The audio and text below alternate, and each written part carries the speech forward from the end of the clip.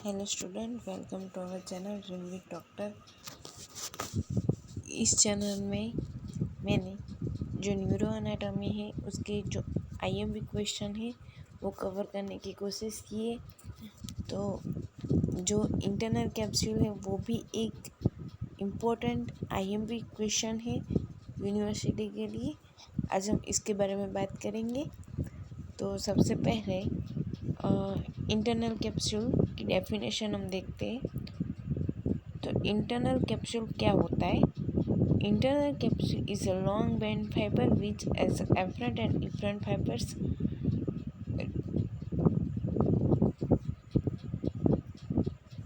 arise from cerebral cortex and containing with brainstem and spinal cord। तो इसमें जो definition है उसके बारे में बात करते हैं। तो उसमें जो सबसे पहले बताया तो वो क्या है कि लॉन्ग बैंड फाइबर है इंटरनल कैप्सूल, और इसमें एफरंट और इफरंट जो फाइबर्स है वो प्रेजेंट होते हैं। वो कहाँ से एरिज होते हैं? तो सेरेब्रल कॉर्टेक्स से, और वो कनेक्ट किसके साथ होते हैं? ब्रेनस्टेम और स्पाइनल कॉर्ड। ये बात की गई है। ये समझ लो कि ये है हमारा ब्रेन का डायग्राम। तो इसमें जो ये वाला पार्ट है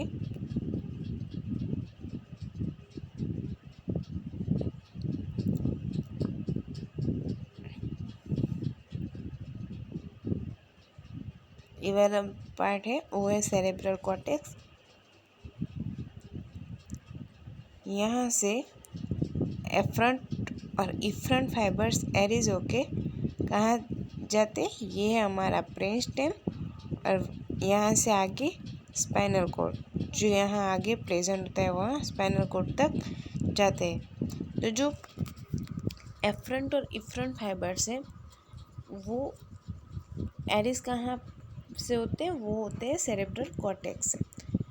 तो जो हम यहाँ देखते हैं तो सबसे पहले आता है हमारा ब्रेन स्टेम। ब्रेन स्टेम में आता है मिड ब्रेन, मेड्यूला, पोन्स, ये तीनों पार्ट्स ब्रेन स्टेम में आते हैं। ये इसकी बात हम जो ब्रेन स्टेम के बारे में और डिटेल्स में हम जब देखेंगे तब मैं बताऊंगी कि ब्रेन स्टेम में कौन से 3 पार्ट होते हैं, इसके भी बारे में हम बात करेंगे। अगर आपको ब्रेन स्टेम की वीडियो पूरी देखनी है तो ये वीडियो मैं यही चैनल पे डाल दूंगी, और ब्रेन स्टेम की वीडियो देखने के लिए आपको हमारे चैनल को सब्सक्राइब करना होगा, जिसकी वजह से आपको उसकी नोटिफिकेशन दी जाए। तो यहाँ बात की मैंने इसकी डेफिनेशन के बारे में। फिर आगे देखते हैं। एफरंट और efferent fibres run in downwards and converge fibres and continue with the crust cerebri of mid brain. तो यहाँ जो इसे मैंने पहले ही बताया कि जो ब्रेन स्टेम होता है उसमें 3 पार्ट बताया, मिड ब्रेन, पोन्स और मेड्यूला। उसका जो मिड ब्रेन है ऐसा होता है हमारा मिड ब्रेन। तो उसका जो ये वाला पार्ट है इसे क्या कहते हैं? Crust cerebri. और क्रस्ट सेरेब्री फर्दर 3 पार्ट में और डिवाइड होता है। तो ये क्रस्ट सेरेब्री है। तो ये क्रस्ट सेरेब्री वाला जो पार्ट है मिड ब्रेन का उसके साथ कंटिन्यूस होता है और डाउनवर्ड वो रन करते हैं। तो जो ये मैंने आपको डायग्राम में दिखाई दिया कि मिड ब्रेन में कौन सा पार्ट जिसे हम क्रस्ट सेरेब्री कहते हैं, और उसको फर्दर हम डिटेल्स में जब मेड्यूला, पोन्स और मिड ब्रेन की बात करेंगे ब्रेन स्टेम के वीडियो में, तब मैं आपको उसके फर्दर डिटेल्स में बताऊंगी। तो आप उसमें हम डिटेल्स में बात करेंगे। यहाँ इतना ज़्यादा डिटेल्स में मेंशन करने की ज़रूरत नहीं है, सिर्फ आपको यही याद रखना है कि एफरंट और इफरंट फाइबर से वो डाउनवर्ड रन करते हो मिड ब्रेन में के कौन से पार्ट? तो क्रस्ट सेरेब्री में कंटिन्यूस हो जाते हैं। The fibres afferent and efferent which is run upward is diverge continuous with corona radiata. जो कोरोना रेडिएटा है वो आइस का पार्ट है, हमें पता ही है। तो कोरोना रेडिएटा तो आइज़ वाला पार्ट है। आप ऐसे ही याद रखो कि आइज़ वाला अपर पार्ट होगा हमारा, और जो वो अपर पार्ट है तो उसमें जो फाइबर्स है वो बट ऑब्वियस सी बात है वो अपवर्ड ही रन करेंगे। तो यही बात यहाँ बताइए। वो कोरोना रेडिएटर में जाएंगे। सिचुएशन हम देखते हैं तो जो इंटरनल कैप्सूल की सिचुएशन देखने के लिए हम सबसे पहले इसका डायग्राम देखते हैं तो हम उसकी सिचुएशन, तो ये हमारा इंटरनल कैप्सूल है।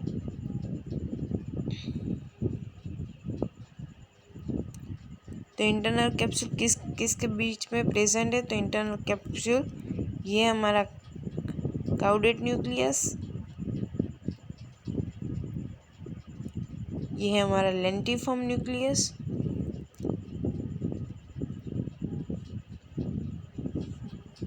और ये है थैलेमस। तो ये थैलेमस काउडेट न्यूक्लियस और लेंटिफॉर्म न्यूक्लियस के बीच में प्रेजेंट होता है। तो ये हुई इसकी सिचुएशन के बाद। सिचुएशन हम इसकी जो डायग्राम है उसके ऊपर से याद रखेंगे। डायग्राम बहुत ही ज़्यादा इम्पोर्टेंट है।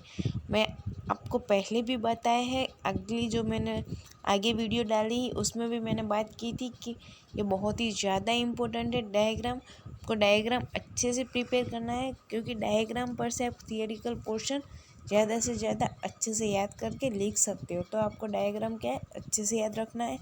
तो यहाँ हम इसकी सिचुएशन की बात करें तो इंटरनल कैप्सूल कहाँ प्रेजेंट होती है? वो लेंटिफॉर्म, काउडेट न्यूक्लियस और थैलेमस के बीच में प्रेजेंट होती है।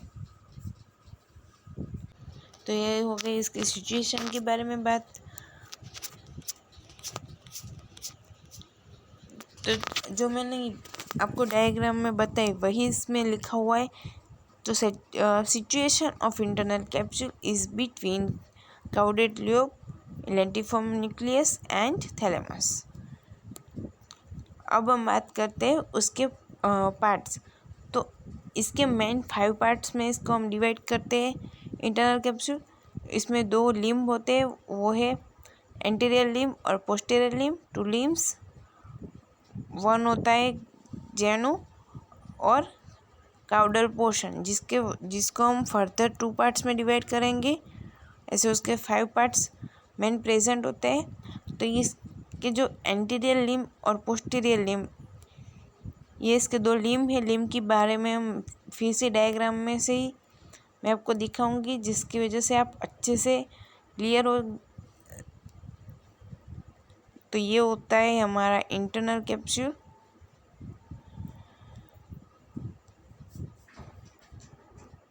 तो ये वाला पार्ट है वो इंटरनल कैप्सूल का एंटीरियर लिम्ब।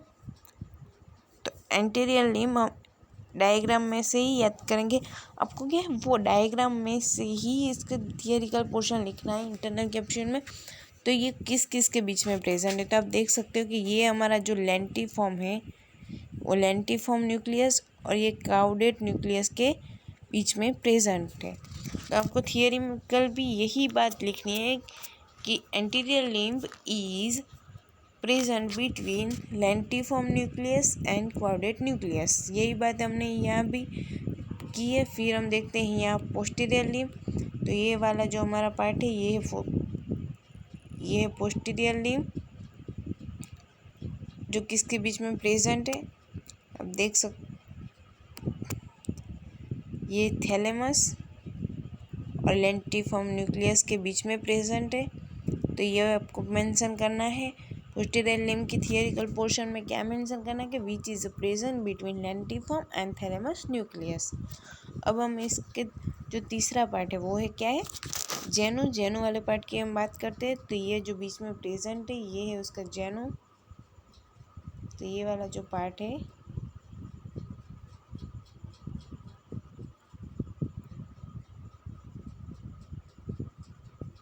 वो है जेनु के बारे में हम बात करेंगे इधर।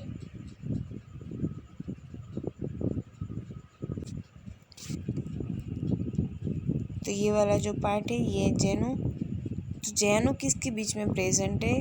तो आप देख सकते हो ये हमारा एंटीरियर लिम्ब और ये वाला पोस्टीरियर लिम्ब। इसको मैं अच्छे से एरो करके दिखवाती हूँ। तो ये हमारा एंटीरियर लिम्ब, ये पोस्टीरियर लिम्ब और ये एंटीरियर लिम्ब। दोनों के बीच में क्या प्रेजेंट होता है, हमारा जेनु, जो इन दोनों के बीच में प्रेजेंट होता है। तो जेनु के बारे में हम थियरिकल क्या मेंशन करेंगे, genu is situated between anterior limb और पोस्टीरियर लिम्ब। अब उसके जो दो और पार्ट है उसके बारे में हम बात करते हैं।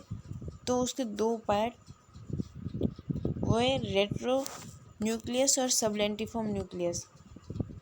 वो यहाँ हम थियरिकल पार्ट में मैं अच्छे से आपको नहीं दिखा सकती हूँ, पर आप जस्ट इमेज करो कि जो यहाँ प्रेजेंट होता है लेंटिफॉर्म और रेट्रो न्यूक्लियस और सबलेंटिफॉर्म यहाँ प्रेजेंट होता है ऐसे। जो इसके ना पीछे वाले पार्ट में ये प्रेजेंट होता है। इसके लिए क्या हम ये डायग्राम में अच्छे से नहीं दिखा सकते, पर ये जस्ट आप इमेज करो कि ये है जो लेंटिफ और फॉर्म और रेट्रो न्यूक्लियस। तो ये उसके मेन 5 पार्ट्स थे जो अब मैंने यहाँ बताया, वही इंटरनल कैप्सूल के मेन 5 पार्ट्स है। ये डायग्राम है वो मैंने ऐसे ही ड्रॉ किया है, वो जो आगे मैंने बताया वही डायग्राम है, पर ये यूनिवर्सिटी के लिए बहुत इजी डायग्राम है इसीलिए मैंने यहाँ ड्रॉ किया है। फिर ये वाला डायग्राम आपको यूनिवर्सिटी में ड्रॉ करना है और इसके जो लेबलिंग है वो अच्छे से मेंशन करनी है। तो हमने क्या बात की, तो इंटरनल कैप्सूल के बारे में डेफिनेशन देखा, इसकी सिचुएशन और मैंने इसके पार्ट, यही चीज़ें हमने इंटरनल कैप्सूल में देखी। अगर आपको ऐसी जो इम्पोर्टेंट टॉपिक्स की वीडियो चाहिए और जो न्यूरो एनाटॉमी है ना, वो क्या है एक दूसरे को रिलेटेड करके हम अच्छे से पढ़ाई कर सकते हैं। ये न्यूरो एनाटॉमी आपको रटने का नहीं है, न्यूरो एनाटॉमी को आपको सबसे पहले उसके कंसेप्ट है वो क्लियर करने हैं। तो अगर आप उसके कंसेप्ट क्लियर करोगे तब भी आप जो न्यूरो एनाटॉमी है वो अच्छे से प्रिपेयर कर सकोगे। तो जैसे हमने देखा है कि इसकी डेफिनेशन और इंट्रोडक्शन में हमने देखा पोन्स मेड्यूला वो वाला पार्ट है जो ब्रेन स्टेम का, और स्पाइनल कॉर्ड ये आता है। तो अगर क्या अब ऐसे ही रट लोगे तो याद रहेगा, पर वो थोड़े ही समय तक याद रहेगा। पर अगर आपको पता है कि ब्रेन स्टेम क्या है, स्पाइनल कॉर्ड क्या है, तो आप इसे अच्छे से याद कर सकते हो। तो इसके लिए मैं आपका ये जो पार्ट है वह भी ये कॉन्सेप्ट क्लियर हो जाए, इसलिए मैं ब्रेन स्टेम और स्पाइनल कॉर्ड की वीडियो भी इधर डाल दूँगी, जिसकी वजह से आप अच्छे से अच्छे प्रिपेयर कर सको। अच्छे से प्रिपेयर करो न्यूरो एनाटॉमी को, क्योंकि न्यूरो एनाटॉमी है वो जो हमारी यूनिवर्सिटी में अभी बहुत ही ज़्यादा मार्क्स का क्वेश्चन आता है।